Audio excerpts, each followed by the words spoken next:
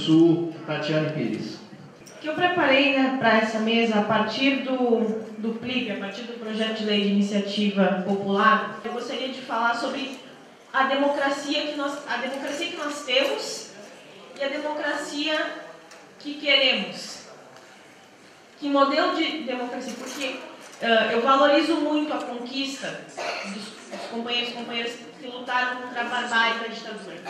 Eu nasci um ano depois de terminada a ditadura, então tudo que eu sei é a partir de estudo, é a partir de conversar com esses companheiros e companheiras muito valorosos que lutaram contra tudo que a gente sabe que houve.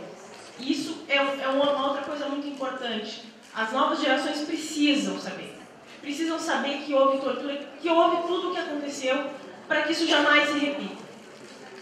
Então, mas valorizo muito a conquista do voto, eu quero sim votar, mas não me basta apenas votar. Ser convocada a votar a cada 2 anos não é suficiente. A reforma política é absolutamente necessária. Para mim isso é claríssimo. Mas também é necessária uma mudança na nossa democracia, na nossa forma de organização.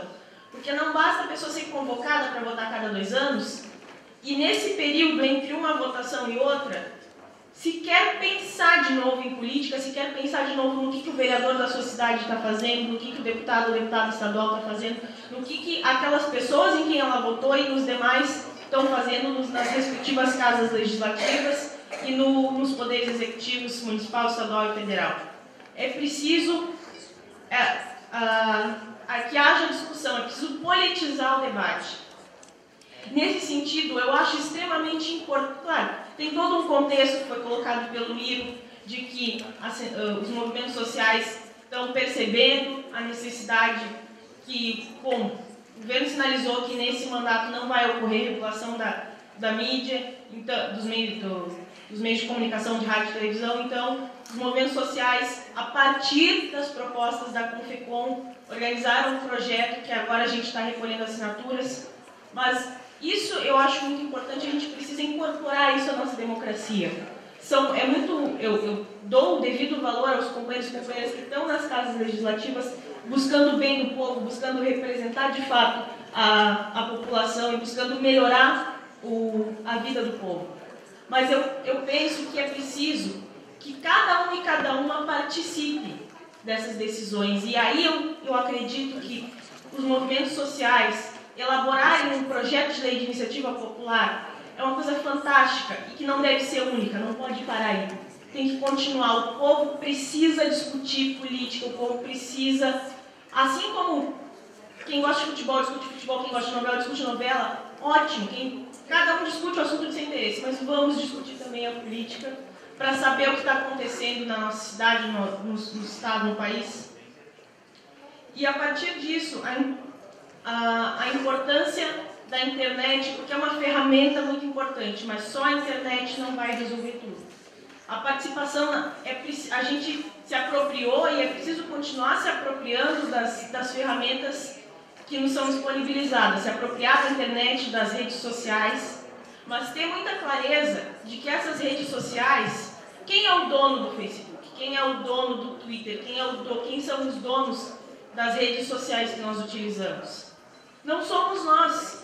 Então, entre tantos exemplos, que foi quando ocorreu a Primavera Árabe, que nos países lá daquela região, o pessoal estava utilizando a internet para se organizar, os governos foram lá e cortaram a internet. Quer dizer, é um recurso que a gente tem, mas que não nos pertence. A gente se apropria dele, mas ele não nos pertence. Eu preciso ter muita clareza em relação a isso, para saber que não vai ser apenas utilizando o computador que a gente vai conseguir mudar a nossa realidade. São ferramentas muito importantes, sim, mas é preciso ir para a rua, é preciso participar de movimentos sociais, participar do que está acontecendo, não só ficar compartilhando no Facebook, compartilhando no Twitter, embora sejam ferramentas, de novo, muito importantes de organização.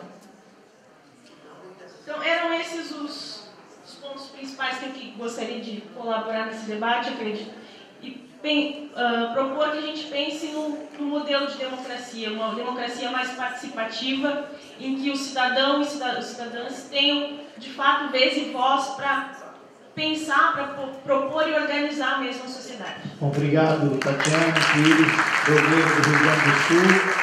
Então vamos ouvir agora o companheiro Enio e depois o Messias vai encerrar. Eu quero dizer o seguinte: o que nós estamos discutindo aqui, que é um momento revolucionário na história do país, discutir mídia nesse país. Vocês sabiam qual foi o primeiro jornal do Brasil? Você estudou para me falar sobre comunicação aqui? Eu não estudei porque eu também não estudei para ser blogueiro. Então eu não vou estudar para falar aqui. Mas algumas coisas a gente sabe. O primeiro jornal veio com o Dom João VI, chamava Imprensa Régia, né? Quando ele foi aí, em 1808. Era um jornal que era só para contar aquilo que a administração estava fazendo aqui. Aí não podia ficar um jornal no Brasil que só fosse um diário, que era um diário oficial, né? Mas é aquela coisa burocrática e tal. Aí o segundo jornal brasileiro chamava Correio Brasiliense. E não é esse de Brasília, é o outro. Ele foi, o primeiro número foi editado em Londres, no final de maio de 1810, e o primeiro só chegou no Brasil, era no jornal no Rio de Janeiro, tal, e só chegou no Brasil em outubro do mesmo ano, o primeiro número. Quer dizer, e era o primeiro que foi contestado, que contestava aquilo que saía no Diário Oficial. Era o primeiro que fazia jornalismo, né? Então o jornalismo começou essa coisa de... Por que eu estou falando isso? Essa coisa de chapa branca, se blogueiro é chapa branca e a imprensa é chapa preta. É chapa preta porque eles querem, né? Porque sempre foram chapa branca. Agora eles são de chapa preta, porque é a questão ideológica. Eu digo o seguinte: eu sou militante político. Eu nasci para a política. A minha principal ideologia é a solidariedade. Então, eu era um menino de 18 anos, 17 anos ali, quando eu ficava inconformado. Ontem a Maria Flor Conceição falou que era o primeiro sinal que ela tinha contra a ditadura militar, a primeira revolta dela contra a ditadura militar é aquela coisa do ame ou deixo. Eu era mais radical, porque eu ficava revoltado com a ditadura de chamar um cidadão de surgismundo.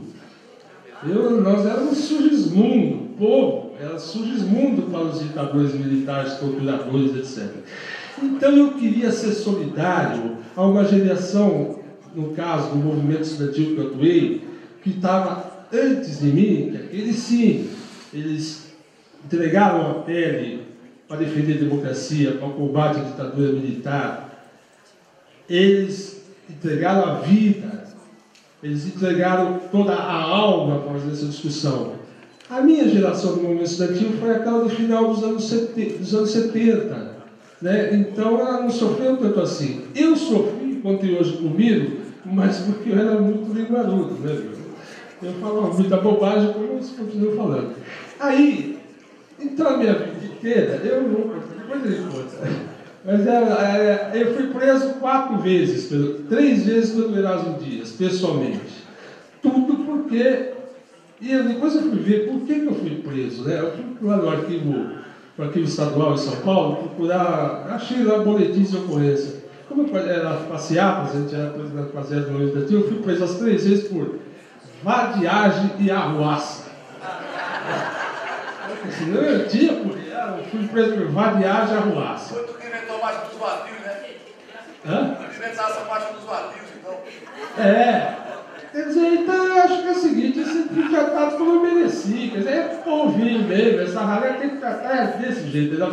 Pois aí, eu estava, como eu trabalhava em Santo André, eu sou químico, a minha formação é de químico, químicozinho, mas sou químico. Aí eu estava numa chapa de oposição dos sindicatos metalúrgicos, dos químicos de Santo André, ao mesmo tempo que os sindicatos metalúrgicos de São Bernardo e Diadema promoviam as greves, o ABC, as históricas greves, que encabeçada pelo companheiro Lula. Foi ali que eu conheci o companheiro Lula, né? Foi no movimento sindical. À noite, eu estudava à noite, porque eu sou filho de garçom com uma cozinheira, e eu tinha que estudar à noite para trabalhar de dia para sustentar o meu estudo. Então, eu atuava no movimento estudantil. Por exigência da minha mãe, eu tinha que ir na missa de fim de semana, então eu atuava na comunidade eclesiástica de base. Então eu estava atuando nas 3 vertentes que criaram o meu único partido, que é o Partido dos Trabalhadores. Eu só podia estar no Colégio Sion naquele dia de inauguração do nosso partido, a fundação do nosso partido. Aí o pessoal fala assim: Eno, você é fundador do PT? Não, o fundador do PT é o Lula. A gente só estava junto, todos nós, milhões de brasileiros que resolveram e decidiram que a partir da fundação, no caso do meu partido, que ninguém mais decidiria pelo trabalhador no Brasil. Ou o trabalhador decidia por si e ninguém mais ia decidir por ele. E aí chegamos onde chegamos. Eu, então, militei no PT, sempre ali, todas as campanhas, etc. Atuava profissionalmente na minha função, como químico, enfim. Aí veio um diagnóstico. Todo mundo pergunta, mas vamos falar. Não tenho nenhum problema com a distrofia muscular progressiva. Nenhum problema. Ela é a minha maior amiga. Ela me ensinou a entender muita coisa que a gente passa batido. O quanto as dificuldades são tão naturais. A gente fala, isso aqui é uma engravada, isso aqui e tal. Então tem coisas que não são tão... Então, ontem a Luiziane Lins, prefeita aqui de Fortaleza, esteve aqui e falou: Enio, você é um exemplo de superação, você é um exemplo de... Eu digo para ela assim: pois é, Luiziane, eu podia estar agora aproveitando os anos que me restam de vida para curtir o final da minha aposentadoria, eu sou aposentado por invalidez. Eu podia estar matando, eu podia estar roubando, mas eu estou tweetando, eu estou blogando, eu estou militando, porque eu sou militante político. Entendeu? E solidário.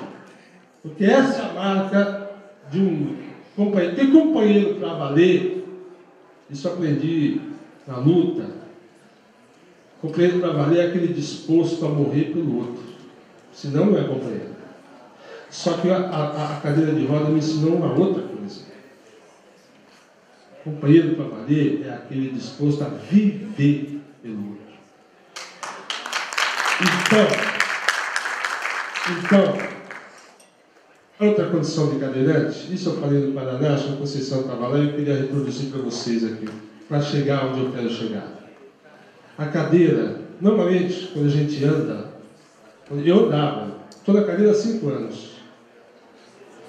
Então, quando a gente anda, a gente olha para frente, e quando alguns olham para baixo, a gente não anda olhando para cima, mas eu posso. Eu ando agora olhando para o céu. E eu comecei a entender as estrelas. As estrelas, que a gente não olha para uma estrela, a gente olha para todas as estrelas. Umas são mais brilhantes do que a outra. Por mérito, elas são mais brilhantes do que a outra. Mas ela tem tempo, a estrela. Ela pode, hoje está brilhando mais, mas amanhã ela pode perder o brilho. E aquela que não está brilhando pode ficar mais brilhante. Mas qual o problema? Mas qual a questão da estrela? É porque, aí o Stephen Hawking que conta para a gente, que uma estrela, ela só existe porque o campo magnético dela sustenta a outra e vice-versa. E assim elas ficam todas pairando no céu.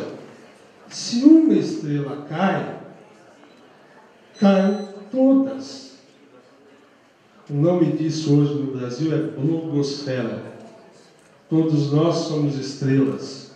Porque nós peitamos a mídia tradicional e os vencemos. Porque a nossa briga para o marco regulatório da mídia, eles não gostam do nome, né? Sempre falam, marco. Não podemos mudar, tudo bem, o marco é ruim, vamos fazer Roberto, regulatório da mídia. Vamos fazer Otávio, regulatório da mídia. E lembrando o finado Rui Mesquita, Rui, regulatório da mídia. Eles vão gostar. Que homenageia todos eles, todos os módulos. Fica lá, Rui, regulatório da mídia. Será que eles vão gostar? Tira o marco. Mesmo que passe o marco da mídia, vocês pensam que vai mudar? Não vai. É a questão ideológica. A questão é lado. É lado na política. E isso chama democracia. É bom que eles tenham lado. Mas deixa eu ter o meu. A internet destruiu esses caras. Porque hoje, esse cara que não é jornalista, que tem um blog de merda, que ninguém lê, estão ao alcance do mesmo dedinho na tecla da internet que está os irmãos Marinho, porque o cara pode optar entre acessar o site da Globo e o Petri das 13. Foi igualzinho. Nós vencemos, que nós existimos, e eles sabem disso. Tanto é que querem nos destruir pelo bolso. Por que eu estou falando de solidariedade? Porque companheiros nossos, quando estão sendo assassinados, mortos, porque não é só, nosso inimigo não é só Globo, Estadão, Editora Abril e Folha de São Paulo. Nosso inimigo é um jornal numa cidade do Rincão, que está um blog numa cidade, um jornal da cidade, que a única alternativa a ele, que é pendurado no prefeitinho, no coronelzinho de lá, a única alternativa é um blogueiro que está lá escrevendo.